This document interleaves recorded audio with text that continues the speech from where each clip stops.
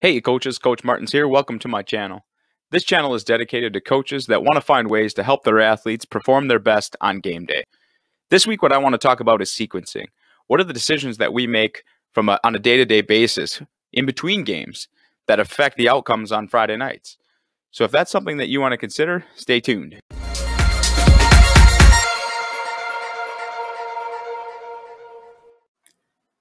All right, so let's jump right into it. We've got 2016 sequencing. This is kind of the structure that we followed.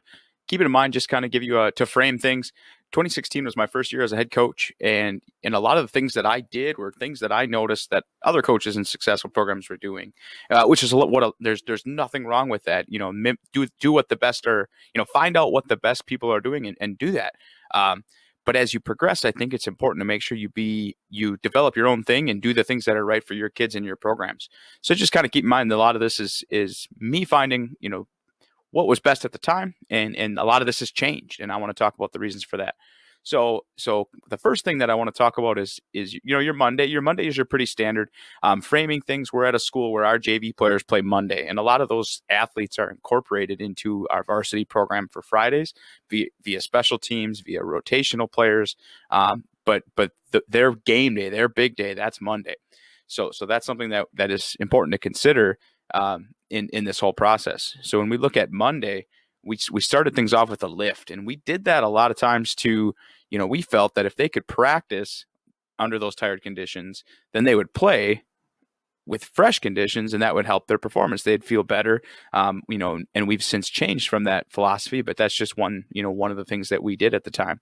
And then a lot of what we did that first Monday was we built that towards let's wrap up the previous week and introduce the next week's opponent. So whether that's installing their base fronts, anticipated alignments, things like that, how are we going to attack them? What are the new plays, new formations, anything that we might need for that week? Defensively, same thing, top formations. This is what we have to align to, and these are their top players and plays. And we'd finish off with some conditioning.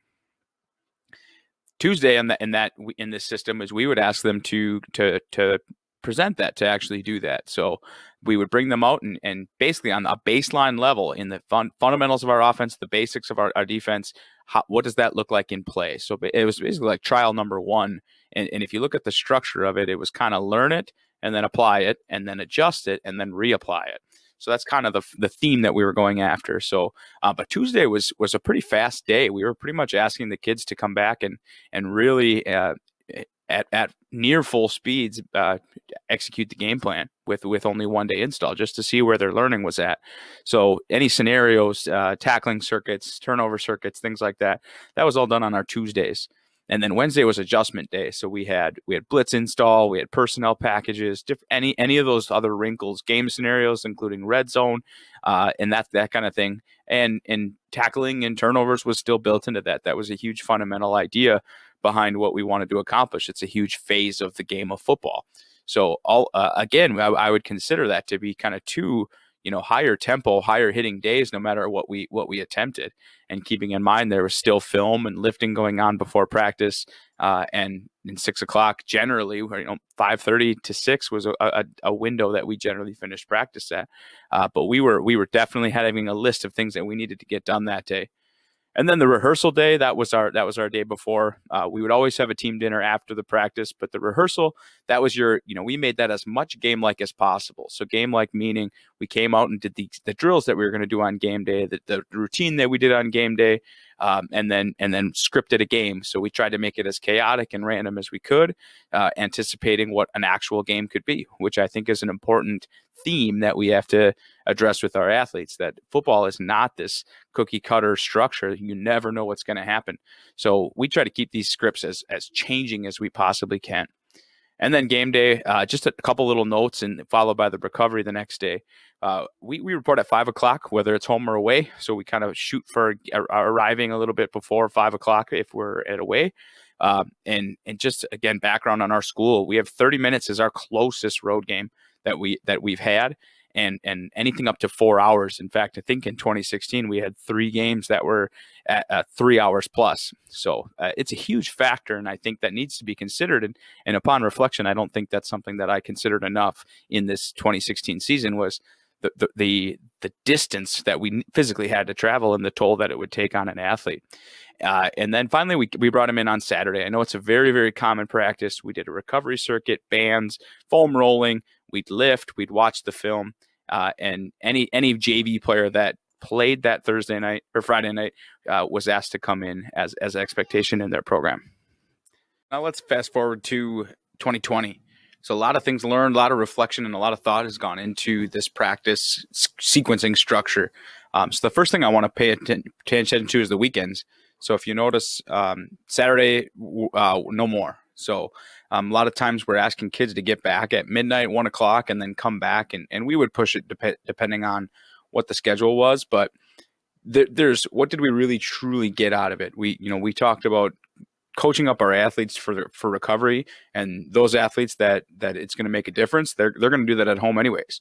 And we had turnaround time. We had to get all the film watched, uploaded. We barely had time to watch it ourselves.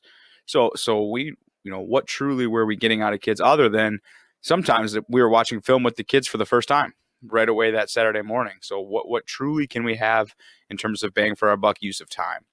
The next couple things, if you notice, is this Monday. So this Monday is pretty much the same. There's one major change that we've implemented, and it's recovery testing. Do we truly know if our athletes are recovered unless we test them? So we do a series of baseline testing throughout the year, and then we have a quick little test, and I'll have to make, that's a totally separate video, but I'll make a video on how we can check our athletes on Monday to see how recovered they are. And if we know a good chunk of our athletes are recovered, we know what kind of week we can have, and we can adjust that. But if we know most of our team is not recovered from that previous Friday, even after the full weekend, we've got to adjust. It's our responsibility as coaches to adjust. So that's a big one. And RPR, like I've mentioned it a few times. Again, that's a whole nother video of itself. It's a huge component of what we do to make sure we're fresh on Fridays. Tuesday, Wednesday. Another reflection is with this Monday game day for JVs. We were asking in the old system, we were asking the JV guys to come back and be essentially have a full practice, which I think was irresponsible for us upon reflection. So something that we've done is now we've gone to Tuesday. That's when we really implement the game plan, and we actually go helmets only 100% to change the types of drills and the types of things we ask our kids to do on a Tuesday. So if we're going to go helmets only, we're not going to go team. We're not, a padded up team. We're going to go blocking dummies and things like that. So that really helps us in terms of planning what these sessions look like. What does our indie look like? What does 7-on-7 punt? Another very, very huge change that we're making this year is our warm-up. Our RPR warm-up takes about 4 or 5 minutes. That's it. And who wouldn't want that extra time? But we're also going to implement drills as our warm-up. I mean, there are certain things that our athletes aren't going to get hurt doing.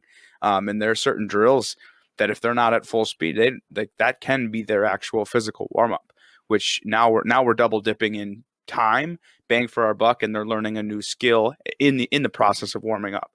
So it's just, again, a huge benefit to doing those two things together.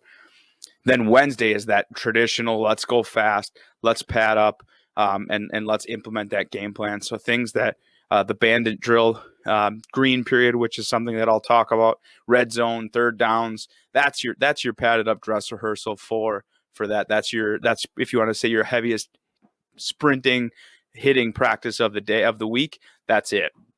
That's our Wednesdays. So, and another idea that we're implementing is this idea of finishing with overtime, finishing with situations that you might actually have to finish a game in. And getting all those situations out of huddle and making that as real as possible, mentally, psychologically, helping your athletes, I think is going to be a huge phase of our Wednesday practice. And another new phase for Thursday, again, we're asking these kids to come out at 7 o'clock and perform, but we're practicing them at 3:30 and going through the rehearsal. That's a conflict. So something that we're looking to implement is team meal first. Get something in their bellies, get some food in them, and not bring them in until later in the evening, where maybe hopefully the lights can get turned on and we can do some nice things with simulating that Friday night feel, and then going through our pregame, our indie time, go through our indie, go through our team, script our games. We might even bring fans in, sounds, lights, just as much as we can do to simulate, and then exploring with something called a neural charge, which has a 24-hour effect. And all of that geared towards prepping them for that Friday night football game, which is the most important night of the week. So there you go, coaches. There's just a couple of things that we do to make sure that they're healthy and they're fresh throughout the week, and the decisions and the reasons why we do what we do and the way we do it. And again, continue to make sure you focus on making every decision for your athletes so that their best day is game day.